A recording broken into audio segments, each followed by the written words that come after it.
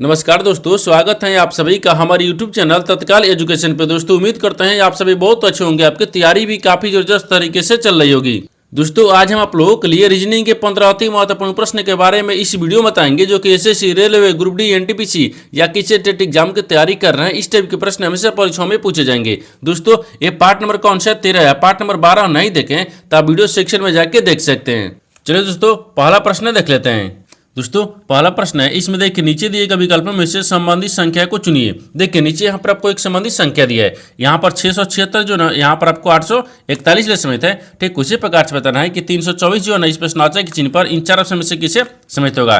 देखिए यहाँ पर सबसे पहले प्रश्न को समझते इसमें बोल कर है, ठीक है ना। देखिए यहाँ पर क्या बोल रहा है, ये बोल रहा है ना कि यहाँ पर आपको 676 को क्या करेंगे कि यहाँ पर 841 आ जाएगा। उसी प्रकार से यहाँ पर 332 को रखेंगे, ठीक है ना, यानी 324 को रखेंगे। ठीक है, देखिए तो यहाँ पर मान लीजिए क्या करते हैं, 165 को जोड़ते हैं, ठीक है ना। देखिए यहाँ पर 165 को जोड़ेंगे, ये कितना आ जाएगा, 841 आ जाएगा। उसी प्रकार से यहाँ पर भी क्या करते हैं, अगर 324 में अगर 165 को जोड़ेंगे ना तो कितना आ गया। देखिए 165 जोड़ेंगे तो 4 5 कितना गया, 9 हो गया, और 6 2 कितना आ गया, 8 आ गया, और 3 1 4 आ गया, यानी 489 आ गया। देखिए 489 किस ऑप्शन दिया है, नहीं दिया है, यानी इसका मतलब कि इस तरह से प्रश्न को सोल्व नहीं किया जा सकता है, ठीक है ना। देखिए यहाँ पर क्या करेंगे, थोड़ा सा इसमें लॉजिक लगाते हैं। देखिए लॉजिक इसमें कैसे लगाएंगे ना, यहाँ पर ध्यान से देखिए, ठीक है। ये क्या दिख रहा है, ठीक है ना। देखिए ये आपको क्या दिख रहा है, 676 दिख रहा है, तो 676 किसका स्क्वायर दिख रहा है, ठीक है ना। देखिए तो यहाँ पर अगर मान लीजिए क्या करते हैं, 26 का स्क्वायर करेंगे ना, 676 आ जाएगा। उसी प्रकार से एक क्या दिख रहा है, 841 दिख रहा है, तो 841 किसका स्क्वायर दिख रहा है, तो यहाँ पर आपको 29 का स्क्वायर दिख रहा है, ठीक है ना। अब इन दोनों में अंतर कितना है, देखिए यानी 26 लेकर 29 रहे, तो 26 में अगर 3 को जोड़ देंगे कितना गया, ये 29 आ जाएगा, ठीक है। उसी प्रकार से यहाँ पर देखिए 324 को, तो 324 को भी क्या करते हैं, यहाँ पर क्या दिख रहा है, ये 18 का स्क्वायर दिख रहा है, ठीक है ना। अब इन दोनों में क्या करते हैं, यहाँ पर आपको 3 को जोड़ देंगे, 18 3 कितना होता है, 21 होता है। 21 का स्क्वायर कर देंगे, जब 21 का स्क्वायर करेंगे तो यहाँ पर कितना जाए, ये 441 आ जाएगा। कितना गया, 441 आ गया, यानी इस प्रश्नावली के चिन्ह पर कौन सी संख्या बढ़ जाएगा, 441 हो गया। तो 441 को देखते हैं किस ऑप्शन दिख रही है, तो ऑप्शन नंबर बी में दिख रहा है, यानी ऑप्शन नंबर बी आपका सही हो जाएगा। दोस्तों मैं उम्मीद करता हूँ इस प्रश्न को भी आप अच्छी तरह से समझ पाओगे। नेक्स्ट प्रश्न देख लेते हैं। दोस्तों दूसरा प्रश्न है, इसमें देखिए नीचे दी गई श्रृंखला श्रेणी में प्रश्नावली चिन्ह के स्थान पर कौन सी संख्या आएगी। देखिए नीचे यहाँ पर आपको एक श्रृंखला दी है, इन श्रृंखला बताना कि इस प्रश्नावली के चिन्ह पर इन चार ऑप्शन में से कौन सी संख्या पर भरा जाएगा। देखिए यहाँ पर सबसे पहले ध्यान से देखते हैं कि श्रृंखला किस प्रकार से चल रहा है, ठीक है। देखिए यहाँ पर आपको क्या दिख रहा है, ये यहाँ पर आपको 51 यानी 500 का दिख रहा है, एक दिख रहा है, 501 लेकर लिख रहा है 500 हो रहा है, और 500 से यहाँ पर 497 हो रहा है, 497 से यहाँ पर 492 हो रहा है, 492 से यहाँ पर 485 हो रहा है, और 485 से आपको अगला संख्या ज्ञात करना है। देखिए इन श्रृंखला को ध्यान से देखने के बाद में हमको क्या दिख रहा है, हमको यही दिख रहा है कि देखिए यहाँ पर 501 से क्या लिख रहे हैं, 500 तो -1 कर रहा है। अब देखिए यहाँ पर 500 से क्या लिख रहे हैं, 97 लिख रहे हैं, तो -3 कर रहा है, और यहाँ पर 497 से क्या लिख रहे हैं, 492 लिख रहे हैं, तो यहाँ पर -5 कर रहा है, ठीक है ना। 5 2 7 होता है, 5 हो रहा है, ठीक है। अब उसी प्रकार से देखिए यहाँ पर आपको क्या दिख रहा है, 492 से 485 हो रहा है, तो 492 से 485 हो रहा है, ठीक ना। तो यहाँ पर माइनस कितना कर रहा है, 7 को कर रहा है, ठीक है, 7 को कर रहा है। तो उसी प्रकार से 485 में कितने संख्या को माइनस करेंगे, जो अगला संख्या ज्ञात होगा। देखिए तो नीचे एक बार का देखिए एक माइनस कर रहा है, फिर यहाँ पर आपको 3 5 7, ठीक है ना। तो यहाँ पर क्या आ जाएगा, 9 आ जाएगा। तो 9 को जो माइनस करेंगे तो यहाँ पर कितना आ जाएगा, ये 400 यहाँ पर आपको 76 आ जाएगा, ठीक है, ये 476 हो जाएगा। यानी इस प्रश्नावली के चिन्ह पर कौन सा संख्या बढ़ जाएगा, 476 हो गया। तो 476 को देखते हैं किस ऑप्शन दिख रही है, तो ऑप्शन नंबर यहाँ पर आपको ए में दिख रहा है, यानी ऑप्शन नंबर ए आपका सही हो जाएगा। दोस्तों मैं उम्मीद करता हूँ इस प्रश्न को भी आप अच्छी तरह से समझ पाओगे। नेक्स्ट प्रश्न देख लेते हैं। दोस्तों तीसरा प्रश्न है, इसमें देखिए निम्नलिखित में से कौन सा विकल्प अंग्रेजी वर्णमाला के बाएं से 15वें अक्षर के दाएं 8वें अक्षर को दर्शाता है। देखिए यहाँ पर सबसे पहले प्रश्न को समझते इसमें भूल कर है, ठीक है ना। देखिए यहाँ पर क्या बोल रहा है, ये बोल रहा है ना कि निम्नलिखित में से कौन सा विकल्प है अंग्रेजी वर्णमाला के बाएं में। देखिए अंग्रेजी वर्णमाला में, ठीक है, बाएं से ये 15वें अक्षर। देखिए यहाँ पर आपको क्या लिख रहा है, एक यानी अंग्रेजी वर्णमाला लिखा है, ठीक है ना। वो यहाँ पर बोल रहा है कि 15वें, के दाएं 8वें अक्षर कौन सा दर्शाता है, आपको इसी को बताना है। देखिए तो यहाँ पर क्या करिएगा, वीडियो को रोककर खुद अपने आप से बनाने की कोशिश करिएगा और 15 प्रश्न में से अपने कितने प्रश्न सही किए हैं वीडियो को लास्ट में कमेंट में जरूर बताइएगा। और इस चैनल पर पहली बार आए तो चैनल को सब्सक्राइब कर बेल आइकन घंटी को प्रेस जरूर कर लीजिए, क्योंकि सबसे पहले इस तरह क्लास आपको मिलता रहे, ठीक ना। देखिए तो यहाँ पर सबसे पहले ध्यान से देखते हैं ना, ये प्रश्न बोल कर है, ठीक है। देखिए यहाँ पर बोल रहा है कि निम्नलिखित में से कौन सा विकल्प है, ठीक है, अंग्रेजी वर्णमाला में से यानी बाएं से 15वें अक्षर के दाएं 8वें अक्षर को दर्शाता है। देखिए तो यहाँ पर आपको क्या लिख रहे हैं, एक अंग्रेजी वर्णमाला लिखा है, ठीक है ना। अब यहाँ पर आपको क्या होता है, देखिए ये बाएं होता है, ठीक है ना, इधर क्या होता है, ये दाहिने होता है, ठीक है। तो आपसे क्या पूछा है, देखिए ये बाएं से क्या पूछा है, बाएं से 15वें अक्षर, तो बाएं से 15वें अक्षर कौन सा होगा, ये इधर आ गया, ठीक है ना, ये 15 हो गया, यानी बाएं से इधर से ये 15वां अक्षर हो गया, ठीक है। 15वें अक्षर के दाएं, अब बोल रहा है कि इसके दाएं क्या बोल रहा है, 8वां अक्षर कौन सा होगा। देखिए तो 8वां अक्षर तो 1 2 3 4 5 6 7 8, अब इसके यहाँ पर 8वां अक्षर कौन सा गया, यहाँ पर 8वां अक्षर कौन सा गया, डब्ल्यू हो गया, तो यहाँ पर डब्ल्यू हो जाएगा। तो डब्ल्यू को देखते हैं किस ऑप्शन दिख रही है, तो ऑप्शन नंबर यहाँ पर आपको बी में दिख रहा है, यानी ऑप्शन नंबर बी आपका सही हो जाएगा। दोस्तों मैं उम्मीद करता हूँ इस प्रश्न को भी आप अच्छी तरह से समझ पाओगे। नेक्स्ट प्रश्न देख लेते हैं। दोस्तों 4 नंबर प्रश्न है, इसमें देखिए एक निश्चित कुट भाषा में यानी कीट सोन यानी पीठ को यहाँ पर ए आई, ठीक है ना, यानी एल एम और गो, ठीक है, गो, और यहाँ पर लिख रहा है कि बो से बीट यानी पोइन, ठीक है, पोइन में यहाँ पर लिख रहे हैं ना कि को यहाँ पर एल, देखिए एल एम यानी जे एन और वाई टी के रूप में कुटबद्ध किया जाता है। तो दी गई कुट भाषा में यानी पीठ को किस प्रकार से कुटबद्ध किया जाएगा। देखिए यहाँ पर सबसे पहले प्रश्न को समझते इसमें भूल कर है, ठीक है ना। देखिए यहाँ पर क्या बोल रहा है ना, देखिए यहाँ पर आपको बोल रहा है एक निश्चित कुट भाषा दिया है, जैसे एक निश्चित कुट भाषा में देखिए पीठ सोन पीठ, देखिए ईट सोन पीठ को क्या लिख रहा है, यहाँ पर इतना लिख रहा है। उसी प्रकार से बोस पीठ है और पॉइंट को यहाँ पर देखिए इतना लिख रहा है। उसी कुट भाषा में बताना है ना कि यहाँ पर पीठ को कैसे लिखा जाएगा। तो सबसे पहले देखिए यहाँ पर क्या लिखते हैं, ये कीट दिख रहा है, ठीक है ना, ये कीट लिख रहा है, ठीक है, कीट सोन, ठीक है, कीट सोन और यहाँ पर पीठ दिख रहा है, ठीक है, ये पीठ हो गया है। इनको क्या लिख रहा है, देखिए यानी ए आई लिख रहा है, ठीक है ना, ए आई, ठीक है, एल एम लिख रहा है, फिर जी गो लिख रहा है, ठीक है।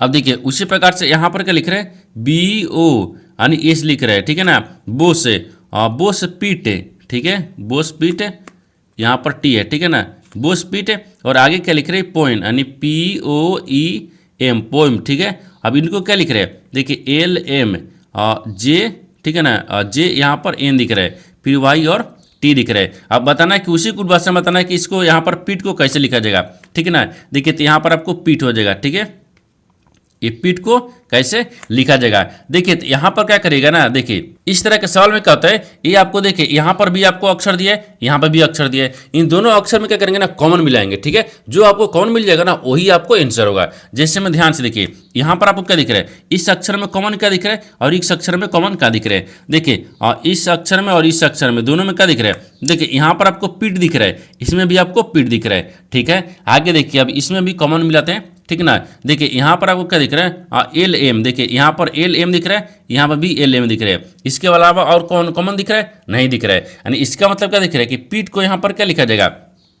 यानी एल एम लिखा जाएगा। तो पीठ को एल एम लिखा जाएगा। तो यहाँ पर एम एल को देखते हैं किस ऑप्शन दिख रही है, यानी ऑप्शन नंबर यहाँ पर आपको सी में दिख रहा है, यानी ऑप्शन नंबर सी आपका सही हो जाएगा। दोस्तों मैं उम्मीद करता हूँ इस प्रश्न को भी आप अच्छी तरह से समझ पाओगे। नेक्स्ट प्रश्न देख लेते हैं। दोस्तों 5 नंबर प्रश्न है, इसमें देखिए नीचे दी गई आकृति में कितने हॉकी खिलाड़ी फुटबॉल खेल रहे हैं। देखिए यहाँ पर सबसे पहले प्रश्न को समझिए, इसमें बोल कर है, ठीक है ना। देखिए यहाँ पर क्या बोल रहा है ना, यहाँ पर प्रश्न को पहले समझिएगा। यहाँ पर बोल रहा है कि नीचे दी गई आकृति में कितने हॉकी खिलाड़ी यानी फुटबॉल खेल रहे हैं। यानी इसका कहने का मतलब हो गया कि देखिए 3 यहाँ पर आपको इवेंट रख दिया है, ठीक है ना, इन 3 इवेंट रख दिए, ठीक है। इन तीनों इवेंट रख में से आपको बताना क्या है, बताना है कि देखिए हॉकी है, ये खिलाड़ी है, फुटबॉल है और क्रिकेट है। ये इसमें पूछ रहा है कि देखिए हॉकी खिलाड़ी यानी इसमें कितने ऐसे हॉकी खिलाड़ी हैं, ठीक है ना, जो फुटबॉल खेल रहे हैं। क्या खेल रहे हैं, फुटबॉल खेल रहे हैं। यानी इसका मतलब बोल रहा है कि क्रिकेट को हमको कोई मतलब ही नहीं है। देखिए यहाँ पर हॉकी खिलाड़ी और फुटबॉल को बोल रहा है, ठीक है ना। देखिए तो यहाँ पर क्या रखते हैं, ये हॉकी हो गया, ये फुटबॉल हो गया, ठीक है, क्रिकेट का कोई मतलब नहीं है। तो देखिए अगर मान लीजिए इसको रखेंगे, ये किस में आता है, फुटबॉल में आता है। तो फुटबॉल में कौन कौन सा संख्या आ रहा है, देखिए ये 2 संख्या दिख रहा है, ठीक है, 22 दिख रहा है और प्लस में 19 दिख रहा है। अब यहाँ पर हॉकी में भी रखिएगा तो हॉकी में भी देखिए वही दिख रहा है। देखिए हॉकी में दिख रहा है ना, हॉकी में भी 19 दिख रहा है और यहाँ पर 22 दिख रहा है, ठीक है ना, इतना ही दिख रहा है। तो आपसे क्या इनको जोड़ेंगे तो कितना देगा, ये 41 आ गया, ठीक है, 41 आ गया। तो आपसे वही पूछा है कि देखिए कितने जो है ना, कितने आकृति में बताना है, कितने हॉकी, देखिए हॉकी खिलाड़ी जो फुटबॉल खेल रहे हैं, हॉकी भी खेल रहे हैं, फुटबॉल भी खेल रहे हैं, लेकिन क्रिकेट नहीं खेल रहे हैं। तो यहाँ पर 41 लोग हैं, यानी 41 व्यक्ति हैं जो यहाँ पर हॉकी खिलाड़ी और यहाँ पर यानी फुटबॉल भी खेलते हैं, ठीक है ना। तो यहाँ पर 41 को देखते हैं किस ऑप्शन में दिख रही है, तो ऑप्शन नंबर यहाँ पर आपको ए में दिख रहा है, यानी ऑप्शन नंबर ए आपका सही हो जाएगा। दोस्तों मैं उम्मीद करता हूँ इस प्रश्न को भी आप अच्छी तरह से समझ पाओगे। नेक्स्ट प्रश्न देख लेते हैं। दोस्तों 6वां प्रश्न है, इसमें देखिए निम्नलिखित संख्या श्रृंखला का संदर्भ ले और नीचे दिए गए प्रश्न का उत्तर दे, ठीक है। गिनती केवल बाएं से दाएं की जानी चाहिए, ठीक है ना। देखिए यहाँ पर आपको एक श्रृंखला दिया है, इन श्रृंखला में बताना है क्या है, संख्या आपको यानी प्रश्न आपको यहाँ से पूछा है। देखिए ये पूछ रहा है कैसे कितने अंक हैं जिनमें से प्रत्येक के ठीक पहले एक पूर्ण वर्ग है और ठीक है और बाद भी एक पूर्ण वर्ग है। देखिए यहाँ पर सबसे पहले प्रश्न को समझते हैं, इसमें बोलकर है, ठीक है ना। देखिए यहाँ पर क्या बोल रहा है, ये बोल रहा है कि निम्नलिखित संख्या श्रृंखला का संदर्भ ले और नीचे दिए गए प्रश्न का उत्तर दे। गिनती केवल बाएं से दाएं की जानी चाहिए, ठीक है, यानी इसके कहने का मतलब होगा कि यहाँ पर आपको एक श्रृंखला दिया है, ठीक है ना। इन श्रृंखला में आपको बताना क्या है, देखिए सवाल आपको यहाँ से पूछा है ऐसे कितने अंक हैं, तो यहाँ पर अंक को रखते हैं, ठीक है, ऐसे कितने अंक दिख रहे हैं और ठीक है ना, ऐसे कितने यहाँ पर अंक है, ठीक है, जिनमें से प्रत्येक के ठीक पहले पूर्ण वर्ग है, ठीक है। तो पूर्ण वर्ग और पूर्ण, ठीक है ना, यहाँ पर पूर्ण रखेंगे ना, ये पूर्ण वर्ग का, ठीक है, यानी पूर्ण वर्ग है। और आगे बोल रहा है कि ठीक है बाद भी एक पूर्ण वर्ग है, बाद में भी क्या दिख रहा है, एक यानी पूर्ण वर्ग दिख रहा है, ये वर्ग हो गया है। यानी इसके कहने का मतलब क्या हो गया कि इन श्रृंखला में आपको बताना है कि ऐसे कितने अंक हैं, ठीक है ना, ऐसे कितने अंक हैं जिनके पहले भी पूर्ण वर्ग, जिनके बाद भी पूर्ण वर्ग है, ठीक है ना। तो यहाँ पर सबसे पहले ध्यान से देखते हैं। देखिए तो यहाँ पर आपको ध्यान से देखेंगे तो क्या दिख रहा है, 8 9 दिख, हाँ देखिए यहाँ पर आपको क्या दिख रहा है, ये 8 दिख रहा है, ठीक है ना। 8 क्या दिख रहा है, एक अंक है, उसके पहले भी देखिए एक पूर्ण वर्ग यानी 9 दिख रहा है, इसके बाद भी एक पूर्ण वर्ग क्या दिख 4 दिख रहा है, एक दिख जाएगा, ठीक है। आगे देखते हैं, ये 7 की भी क्या दिख रहा है, संख्या दिख रहा है, और संख्या के पहले भी 4 क्या है, एक पूर्ण वर्ग है, इसके बाद भी एक पूर्ण वर्ग हो गया, 2 हो गया। और इसमें कहीं दिख रहा है, यहाँ पर देखिए 3 है, एक, हाँ देखिए ये 3 दिख रहा है, 3 एक संख्या है और यहाँ का उसके पहले भी एक क्या है, पूर्ण वर्ग है, इसके बाद भी एक क्या दिख रहा है, पूर्ण वर्ग है, ठीक है ना। यहाँ भी हो गया। अब देखिए 4, हाँ देखिए ये 4 भी दिख रहा है, क्या ये अंक है, नहीं, हाँ अंक है, और उसके पहले भी क्या एक पूर्ण वर्ग है, इसके बाद भी एक पूर्ण वर्ग है, ठीक है ना। यहाँ पर 2 4 हो गया। और इसमें कहीं दिख रहा है, नहीं दिख रहा है, यानी इन श्रृंखला में आपसे वही पूछा था कि देखिए कितने अंक जो है ना एक पूर्ण वर्ग है, तो यहाँ पर आपको 4 को दिख रहा है, क्योंकि देखिए 1 2 और 3 4 ऐसी पूर्ण यानी 4 ऐसी अंक हैं जिनके पहले भी पूर्ण वर्ग, जिनके बाद भी पूर्ण वर्ग दिया है, ठीक है ना। तो 4 को देखते हैं किस ऑप्शन दिख रही है, तो ऑप्शन नंबर यहाँ पर आपको यानी ए में दिख रहा है, यानी ऑप्शन नंबर ए आपका सही हो जाएगा। दोस्तों मैं उम्मीद करता हूँ इस प्रश्न को भी आप अच्छी तरह से समझ पाओगे। नेक्स्ट प्रश्न देख लेते हैं। दोस्तों 7वां प्रश्न है, इसमें देखिए नीचे दिए गए विकल्पों में से संबंधित शब्द को चुनिए। देखिए नीचे यहाँ पर आपको एक संबंधित शब्द दिया है, सांप जो है आपको रेंगना से समेत है, ठीक उसी प्रकार से बताना है कि मधुमक्खी जो है प्रश्नवाचक चिन्ह पर इन 4 ऑप्शन से किसे समेत होगा।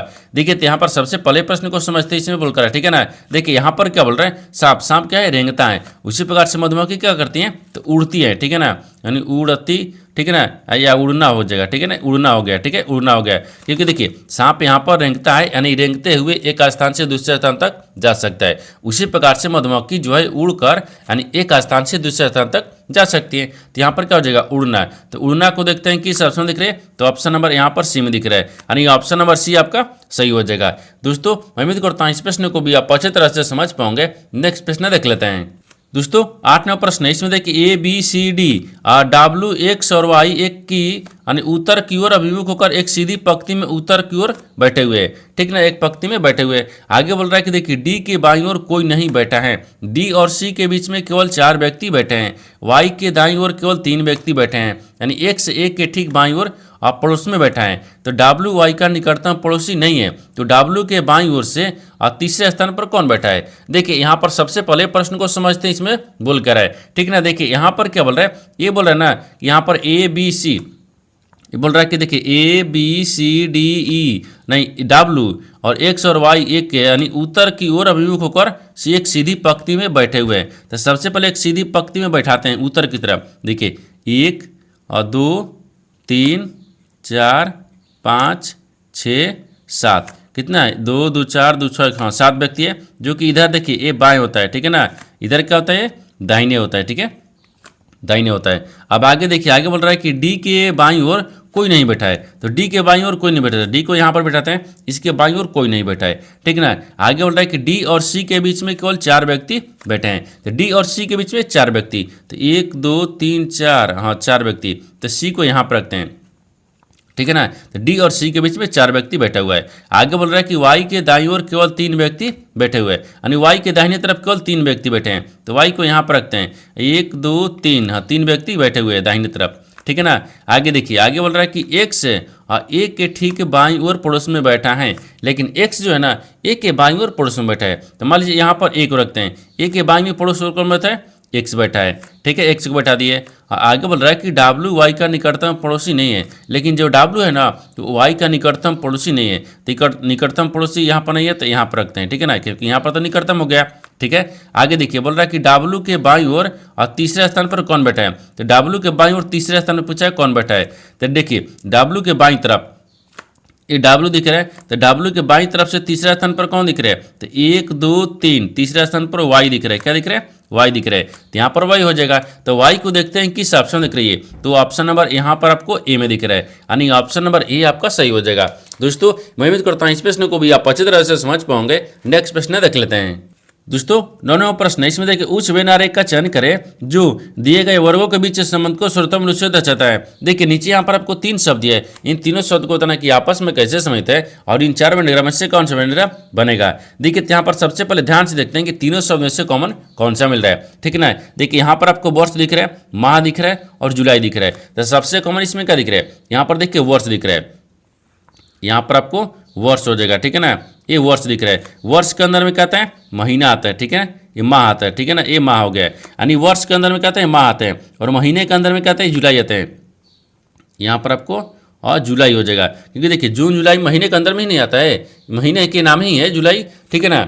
यानी इस तरह का वेन डायग्राम बनेगा। इस तरह का वेन डायग्राम देखते हैं किस ऑप्शन में दिख रही है, तो ऑप्शन नंबर यहाँ पर आपको बी में दिख रहा है, यानी ऑप्शन नंबर बी आपका सही हो जाएगा। दोस्तों मैं उम्मीद करता हूँ इस प्रश्न को भी आप अच्छी तरह से समझ पाओगे। नेक्स्ट प्रश्न देख लेते हैं।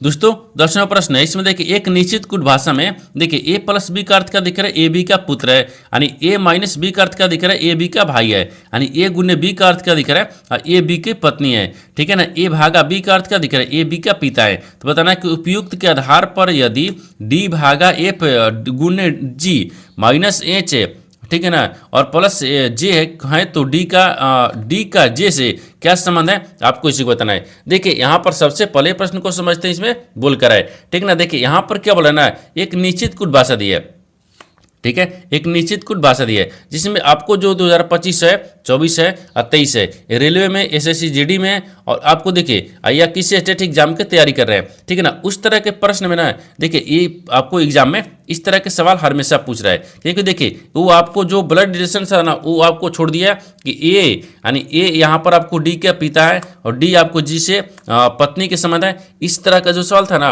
वो बहुत पहले पूछ रहा था, अब आपको क्या कर रहा है, इस तरह के सवाल पूछ रहा है। इसको बनाने के लिए सबसे आसान तरीका क्या होता है ना, देखिए ये आपको जहाँ देखिए ये आपको यहाँ पर लिखा है ना, इस अक्षर को सीधे आपको नीचे लिख लेंगे, ठीक है। अब इसी में संबंध को बनाएंगे तभी आपको आसान तरीके से बन जाएगा। जैसे देखिए यहाँ पर क्या लिख रहे हैं और डी लिख रहे हैं, तो ठीक है ना, तो हम क्या रखते हैं, यहाँ पर डी रखते हैं, ठीक है। डी भागा कितना दिया है, तो डी भागा एफ दिया है, ठीक है, फिर गुना ही दिया है, और यहाँ पर आपको जी दिया है, फिर यहाँ पर माइनस दिया है, एच दिया है, फिर यहाँ पर प्लस दिया है, जे दिया है। अब इसके बाद में नहीं पूछा है, अब पूछा है कि डी यानी जे कौन है, वो डी से कैसे संबंधित है, आपको इसी को बताना है। देखिए जब इस तरह का सवाल आएगा ना तो यहाँ पर दक्षिण से चलते हैं, देखिए दाहिने से आपको इधर चलेंगे, ठीक है ना, यानी समझ बताएंगे, और यहाँ से आपको इधर संबंधित, इसको आपको यहाँ से और यहाँ से इसको ऐसे बताएंगे।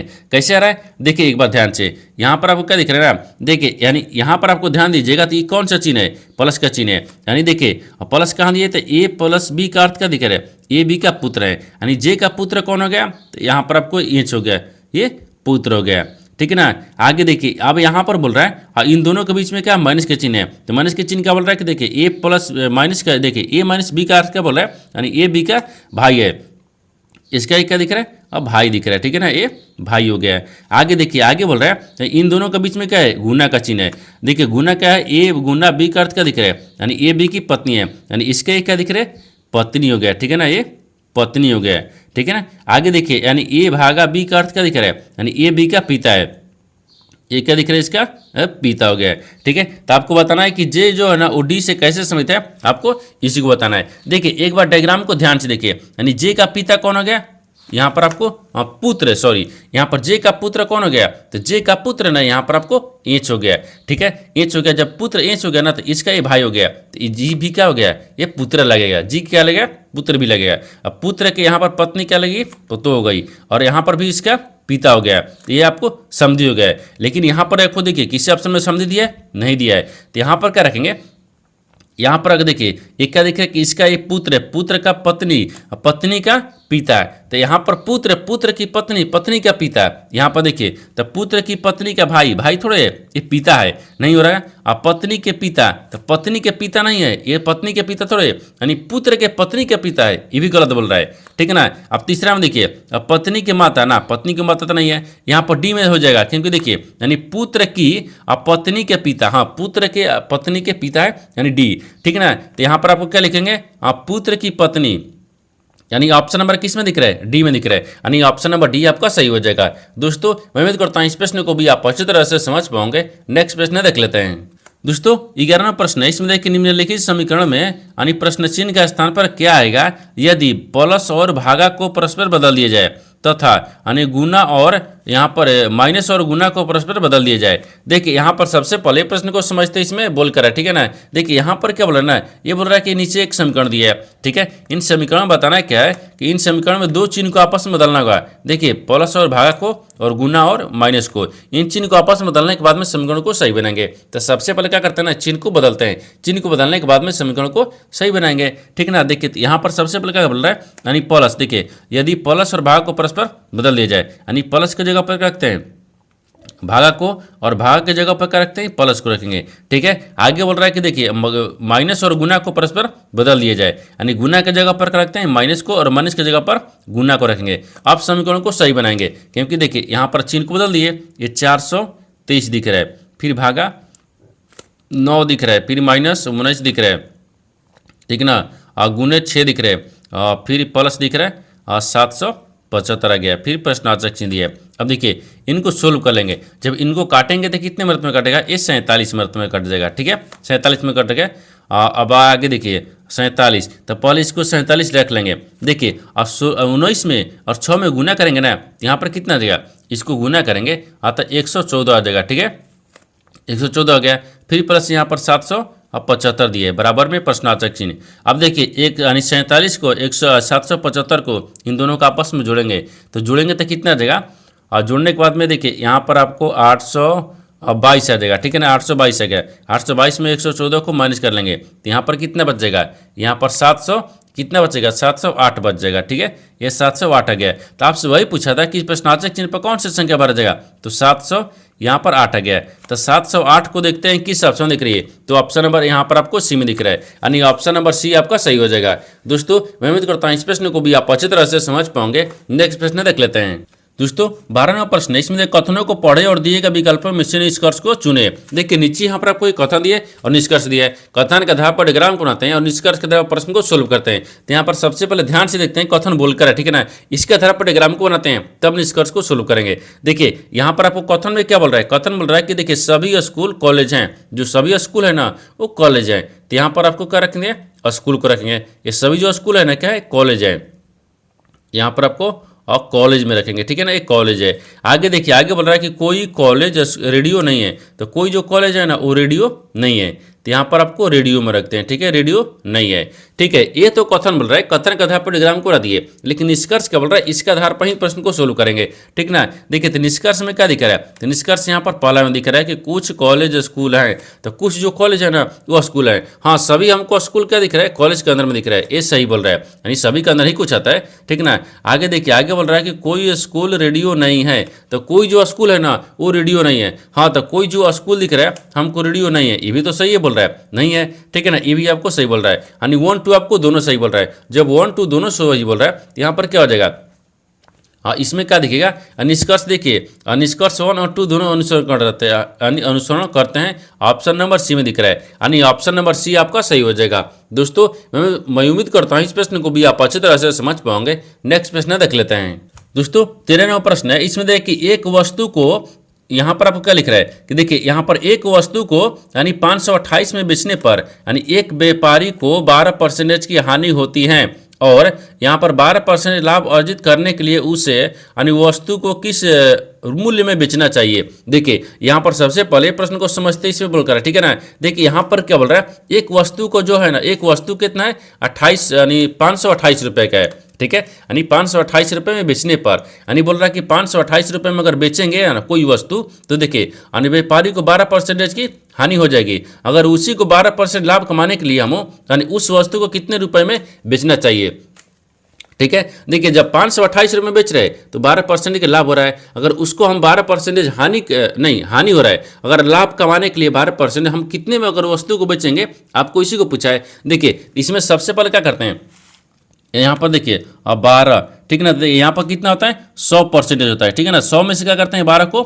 माइनस कर लेंगे, ठीक है। जब माइनस करेंगे ये परसेंटेज है तो कितने रुपए में, 528 रुपये में, ठीक है। जब यहाँ पर कितना गया तो 88 आ गया, यानी 88% बराबर यहाँ पर 528 आ गया, ठीक है। तो यहाँ पर आपको 1% रखेंगे, यानी 1% बराबर 6 आ गया, क्योंकि इसको काटेंगे ये बटा में 6 आ जाएगा, सॉरी ये 88 के बटा में 100 आएगा ना, फिर इसको भाग करेंगे तो कितना गया 6 आ गया, यानी 1% बराबर कितना गया 6 आ गया। जब 1% बराबर 6 आ गया, यहाँ पर आपको क्या बोले विक्रय मूल्य पूछा है, क्योंकि यहाँ पर आपको कितने में बेचेंगे, यानी 12% में बेचेंगे कि वो कितना रुपये में बेचना चाहिए, ठीक है ना। जब हमको 12% लाभ कमाना है तो यहाँ पर सबसे पहले कहते हैं विक्रय मूल्य को रखते हैं, विक्रय, ठीक है ना, विक्रय मूल्य, ठीक है, ये विक्रय मूल्य गया। तो विक्रय मूल्य यहाँ पर कितना दिख रहा है, और देखिए यहाँ पर आपको 100 हो गया और 100 में 12% क्या है लाभ कमाने के लिए, तो यहाँ पर लाभ में क्या करेंगे ये जोड़ देंगे, ठीक है, ये परसेंटेज हो गया है बराबर में, हाँ पहले इसको परसेंटेज रखते हैं, ठीक है।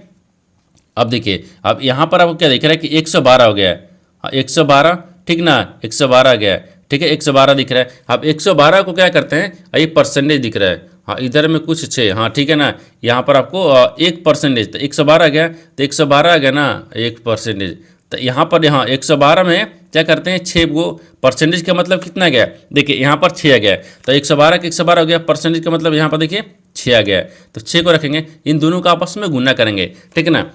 जब इनको दोनों का आपस में गुना करेंगे तो 600 कितना गया 72 आ जाएगा, ये 672 आ गया, 672 रुपये आ जाएगा, ठीक है ना। यानी पर बोल रहा है कि 12% लाभ अर्जित करने के लिए उस वस्तु को कितने रुपए में बेचना चाहिए, तो 672 रुपये में। जब 672 रुपये में बेचेंगे ना तो 12% लाभ हो जाएगा। तो 672 रुपये देखते हैं किस ऑप्शन में दिख रही है, तो ऑप्शन नंबर किस में दिख रहा है, 672 ऑप्शन नंबर यानी ए में दिख रहा है, यानी ऑप्शन नंबर ए आपका सही हो जाएगा। दोस्तों मैं उम्मीद करता हूँ इस प्रश्न को भी आप अच्छी तरह से समझ पाओगे। नेक्स्ट प्रश्न देख लेते हैं। दोस्तों 14वां प्रश्न है, इसमें देखिए उस ट्रक की औसत चाल कितनी है जो आधी दूरी 20 किलोमीटर की चाल से और शेष आधी दूरी यानी 80 किलोमीटर की चाल से तय करता है। देखिए यहाँ पर सबसे पहले प्रश्न को समझते हैं, इसमें बोल रहा है, ठीक है ना। देखिए यहाँ पर क्या बोल रहा है कि उस ट्रक की औसत चाल कितनी है, माने उस ट्रक की औसत चाल कितनी है जो कि आधी दूरी क्या कर रहा है कि 20 किलोमीटर प्रति घंटा की रफ्तार से चल रहा है, और यहाँ पर जो आधी दूरी बचा है वो 80 किलोमीटर प्रति घंटा की रफ्तार से तय करती है। तो आपको वही बताना है कि उस औसत चाल बताना है, क्या औसत चाल। तो औसत चाल बराबर क्या होता है, तो सबसे पहले यहाँ पर औसत को रखते हैं, ठीक है ना।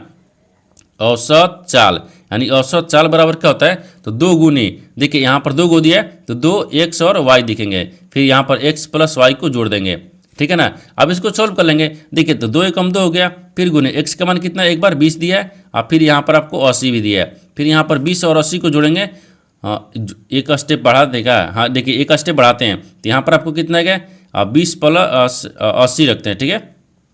अब देखिए तो यहाँ पर कितना करेंगे, इसको गुना करते हैं, हाँ तो 8 दूनी के 16 दूनी के 32 आ गया, ठीक है ना, यानी 32 हो गया, फिर बटा में इसको 100 आ गया, यानी 2 जीरो से 2 जीरो काट दिए, कितना बचा 32। यहाँ पर आपको वही बोला कि 32 किलोमीटर प्रति घंटा हो गया। तो आपसे क्या पूछा है कि उस ट्रक का औसत चाल ज्ञात कितने है, यानी औसत चाल कितनी है जो आधी दूरी को 20 किलोमीटर प्रति घंटा और आधी दूरी को 50 यानी 80 किलोमीटर प्रति घंटा से तय करती है। तो वो आपको कितना गया, तो औसत चाल बराबर कितना गया, देखिए 32 किलोमीटर प्रति घंटा। तो 32 किलोमीटर प्रति घंटा देखते हैं किस ऑप्शन दिख रही है, तो ऑप्शन नंबर किस में दिख रहा है, तो ऑप्शन नंबर यहाँ पर आपको ए में दिख रहा है, यानी ऑप्शन नंबर ए आपका सही हो जाएगा। दोस्तों मैं उम्मीद करता हूँ इस प्रश्न को भी आप अच्छी तरह से समझ पाओगे। नेक्स्ट प्रश्न देख लेते हैं।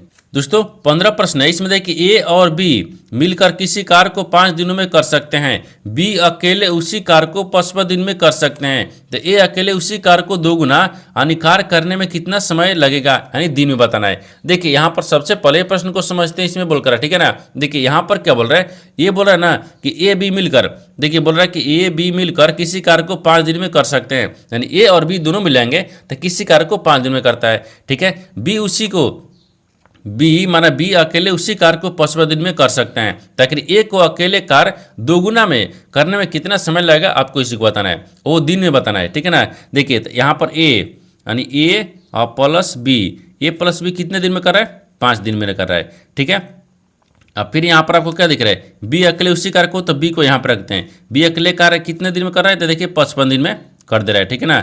अब यहाँ पर 55 दिन हो गया, अब इसको भी क्या करते हैं, ये 55 दिन रख लेंगे, यहाँ पर ऐसे हो गया, इसको ऐसे कर लेंगे, ये क्या गया, हाँ एक कार रह गया। ठीक है, एक कार होता है। ठीक है, अब देखिए यहाँ पर 11 5 55, 11 से देखिए 11 5 55, 11 मर्त में कट गया और 55 एक मर्त में कट गया, यानी यहाँ पर क्षमता कितना गया, यानी क्षमता देखिए 11 और 1 आ गया। ठीक है ना। तो आपसे पूछा क्या है, आपसे पूछा है कि ए अकेले उसी कार्य को 2 गुना में करेंगे, तो ए अकेले कार्य, जैसे यहाँ पर देखिए लिखते हैं ए द्वारा, ठीक है, ए द्वारा कार्य, ठीक है ना, ए द्वारा कार्य का, ठीक है 2 गुना, यहाँ पर 2 गुना, ठीक है 2 गुना कार्य, ठीक है ना, 2 गुना कार्य करने में, ठीक है, करने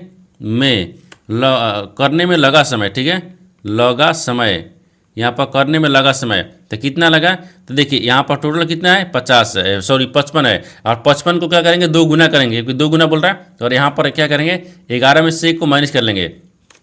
ठीक है, अतः 55 में यहाँ पर गुना करेंगे तो 110 आ गया। ठीक है, 110 आ गया, और फिर यहाँ पर आपको 10 आ गया, यानी 1 0 से 1 0 काट लिए, कितना गया यहाँ पर आपको 11 दिन आ गया। तो आपसे पूछा क्या है, आपसे वही पूछा है कि देखिए ये अकेले उसी कार्य को 2 गुना कार्य करने में कितना दिन लगेगा, यानी कितना समय लगेगा, और दिन भी पूछा है। देखिए तो यहाँ पर आपको दिन में कितना गया 11 दिन, तो 11 दिन को देखते हैं किस ऑप्शन दिख रही है, तो ऑप्शन नंबर यहाँ पर आपको सी में दिख रहा है, यानी ऑप्शन नंबर सी आपका सही हो जाएगा। दोस्तों मैं उम्मीद करता हूँ इस प्रश्न को भी आप अच्छी तरह से समझ पाओगे। नेक्स्ट वीडियो में मिलते हैं, तब तक जय हिंद। दोस्तों इस चैनल पर पहली बार आए तो चैनल को सब्सक्राइब कर बेल आइकन घंटी को प्रेस जरूर कर लीजिए, क्योंकि सबसे पहले इस तरह क्लास आपको मिलता रहे। और इन सारे प्रश्न का PDF आपको टेलीग्राम पर मिल जाएगा, जो कि इस वीडियो का डिस्क्रिप्शन में लिंक दिया गया है।